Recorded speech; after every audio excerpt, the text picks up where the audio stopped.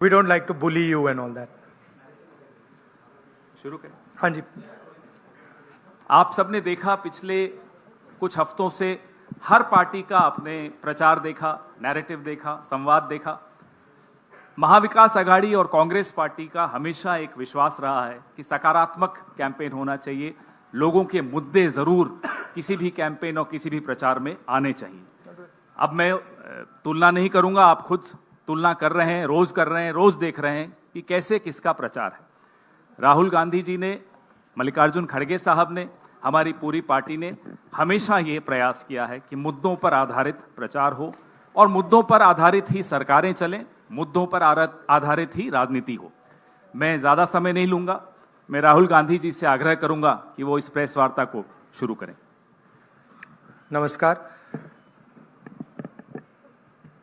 I'd like to welcome all of you here. Maharashtra का जो चुनाव है विचारधारा का चुनाव है और 1-2 अरबपति और गरीबों के बीच में चुनाव है। अरबपति चाहते हैं कि मुंबई की जमीन उनके हाथ चले जाए। एस्टिमेट है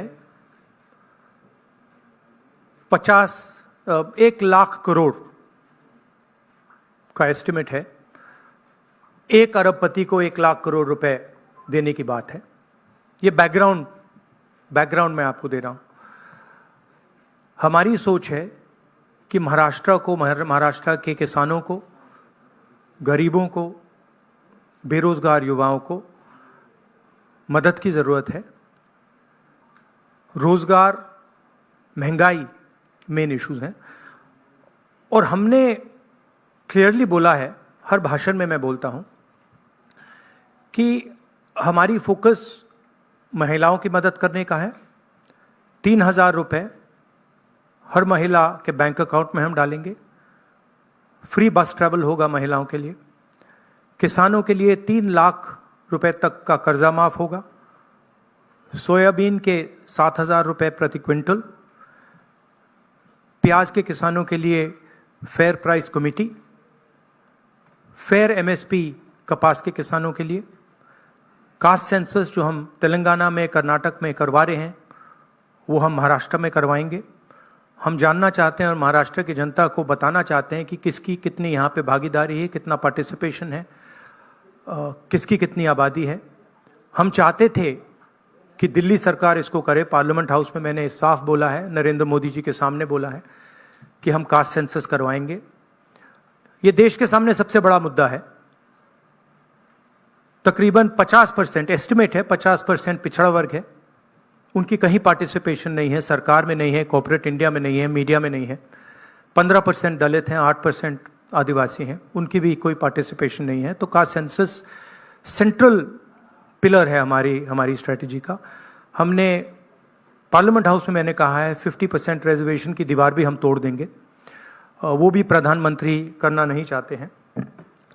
हेल्थ इंश्योरेंस का हमारा यहाँ एक स्कीम है जो राजस्थान में बहुत सक्सेसफुल था। 25 लाख रुपए का स्वास्थ्य बीमा गरीब लोगों को, किसानों को, मजदूरों को, बेरोजगार युवाओं को ऑपरेशन की ज़रूरत हो, दवाई की ज़रूरत हो, MRI की ज़रूरत हो, जो भी मेडिकल फैसिलिटीज़ की ज़रूरत हो, 25 लाख रुपए तक की फैसिलिटी हमारी सरकार प्रोवाइड करेगी।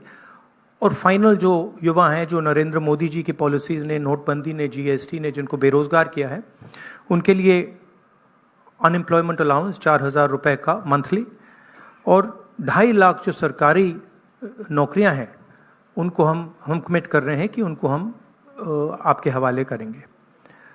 तो ये हमारा प्रोग्राम है।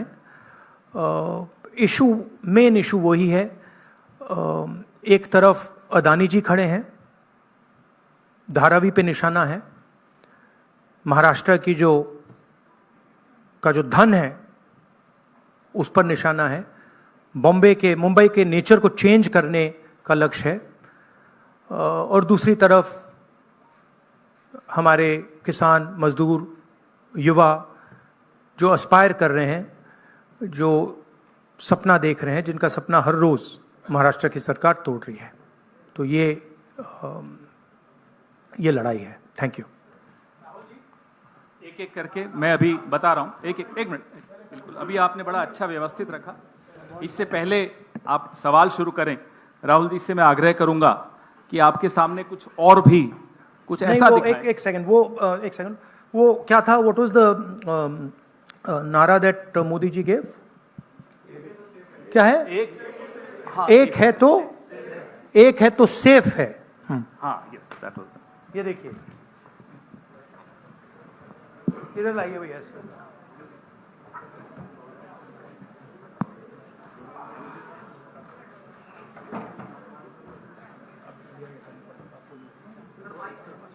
ये है नरेंद्र मोदी जी का एक है तो सेफ है। ये देखिए, एक है तो सेफ है।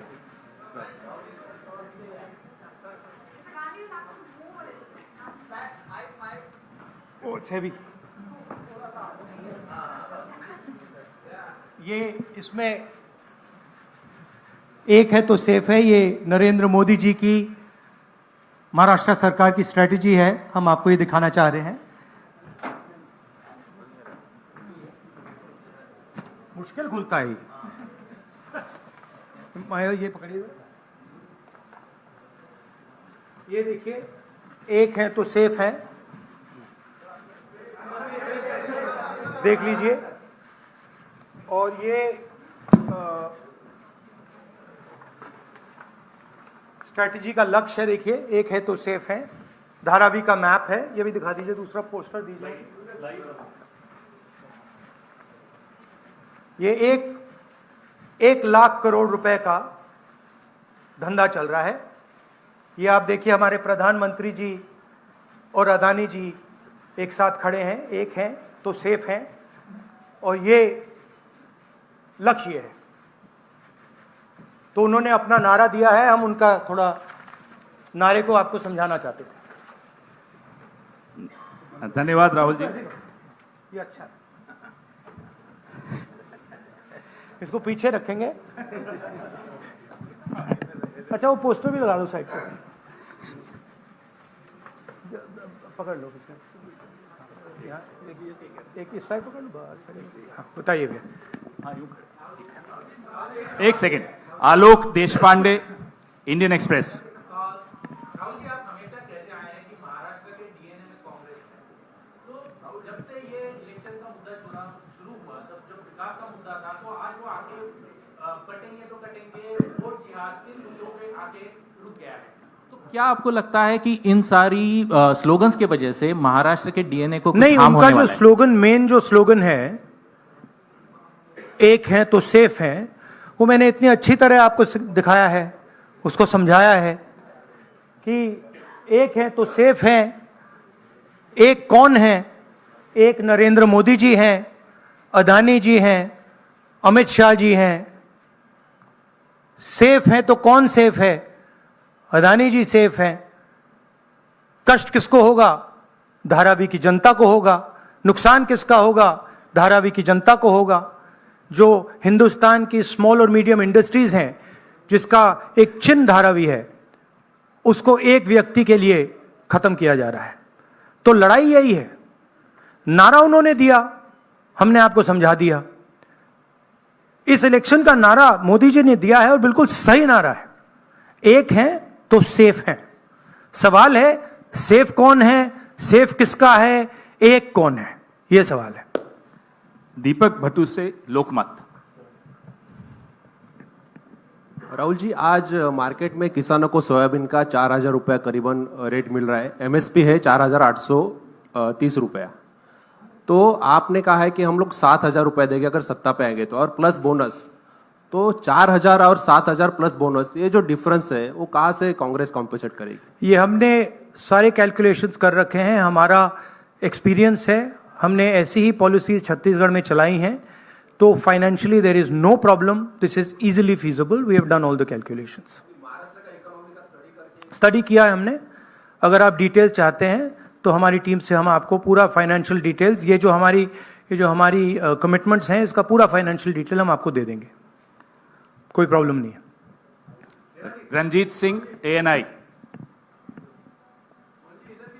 अभी राहुल जी गुड मॉर्निंग। मैं रंजीत एएनआई से। आप चूंकि काफ़ी केंद्रित हैं धारावी के मुद्दे को लेकर के, तो मैं सवाल करना चाहूँगा कि 2005 से धारावी में कोई डेवलपमेंट हुआ नहीं है, रीडेवलपमेंट के नाम पे अगर हम बात करें तो अब जो योजना वहाँ चल रही है, आप चूंकि कह रहे हैं कि बिलियनियर को लखपति बनाने की कोशिश है, 1 लाख करोड़ का उनका टारगेट है, तो 2005 से अब तक जो विकास नहीं हुआ है, अब अगर शुरू हुआ है उसमें आपको कमियां नजर आती हैं, और आप सरकार आने पे बदलने की बात भी की है महाविकास आघाड़ी ने। नहीं, विकास नहीं हुआ सवाल नहीं है, रीडेवलपमेंट, हाँ रीडेवलपमेंट। हाँ, तो उसके लिए अगर सरकार आपकी आती तो योजना बंद होगी, तो वो पुनर्विकास और लंबा नहीं किया जाएगा, 3 साल या 5 साल कम से कम लगेंगे, फिर एक बार शुरू होके और लेट। देखिए, हमारी पोजीशन बिल्कुल क्लियर है।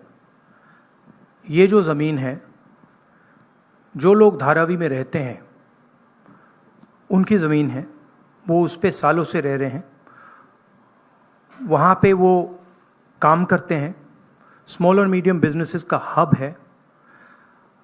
धारावी को कन्वर्ट करने में दूसरी भी इश्यूज हैं। मैंग्रोव्स की जो ज़मीन है वो छीनी जा रही है, यहाँ पे बाढ़ आती है, ज़्यादा आएगी, लोगों को नुकसान होगा, और पूरा का पूरा काम एक व्यक्ति की मदद करने के लिए है। That is our objection.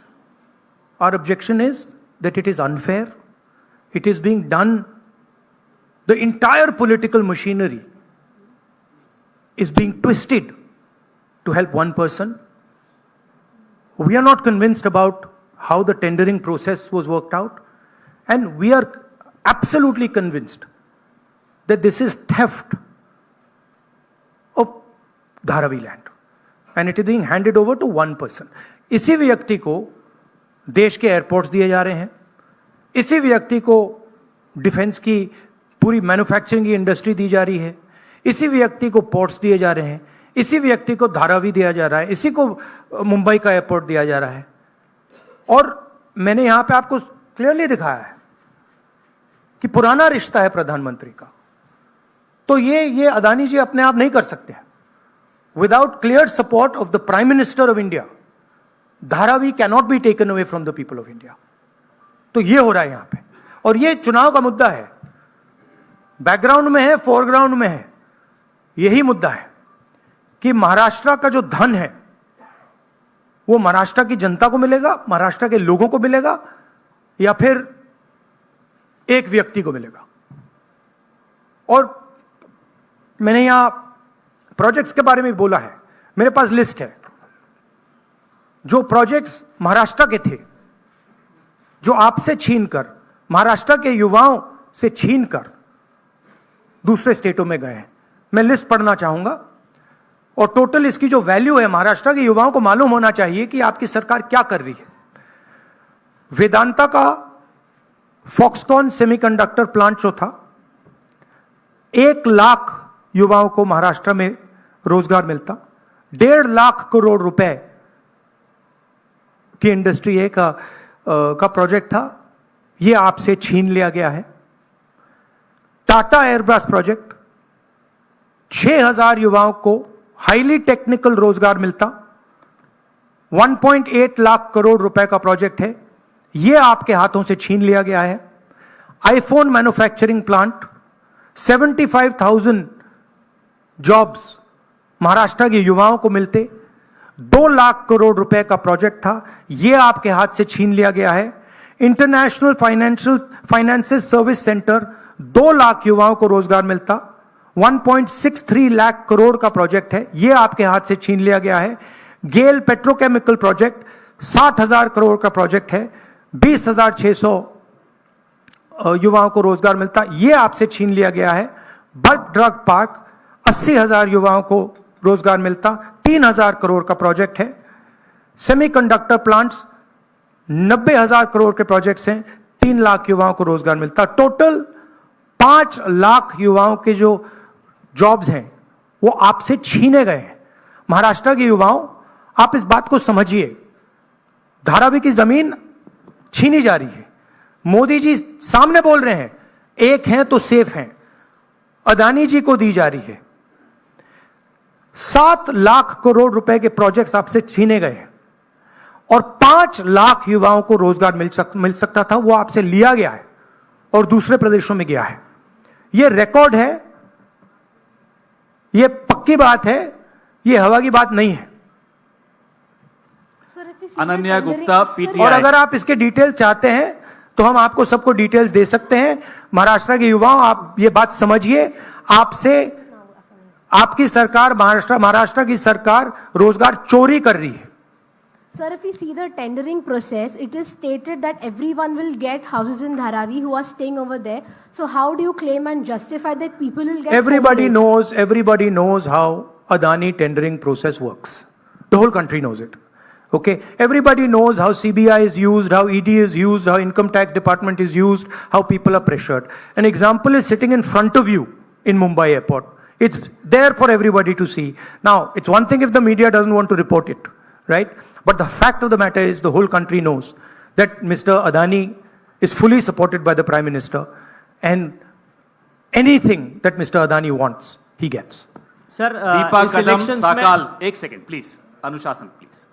Deepa कदम साकाल। धारावी का रीडेवलपमेंट पॉलिसी कैसी होगी, इसका आपके पास काउंटर एजेंडा क्या है? धारावी का रीडेवलपमेंट कैसे होगा, इसका धारावी का डेवलपमेंट जो वहां के स्टेक होल्डर्स हैं उनके इंटरेस्ट को लेकर होगा। आज उनके इंटरेस्ट को परे किया जा रहा है, उनके इंटरेस्ट को निगेट किया जा रहा है और इनके इंटरेस्ट को पूरा सपोर्ट दिया जा रहा है। और सिर्फ धारावी की बात नहीं है, दूसरी जमीन की बात है, मैंग्रोव्स की बात है, मुंबई की फ्लडिंग की बात है। तो ये सिंपल चीज नहीं है कि भाई सिर्फ धारावी जा रहा है, ये बड़ा कॉम्प्लिकेटेड डिसीजन है। और हम चाहते हैं कि जो धारावी के स्टेक होल्डर्स हैं और मुंबई की जनता का इसका फायदा हो। तो जो भी होगा स्टेक होल्डर्स से पूछकर, स्टेक होल्डर्स के पार्टिसिपेशन के साथ होगा। एक व्यक्ति के लिए सारे रूल्स तोड़कर नहीं होगा। राजू सोनवने, एबीपी माझा।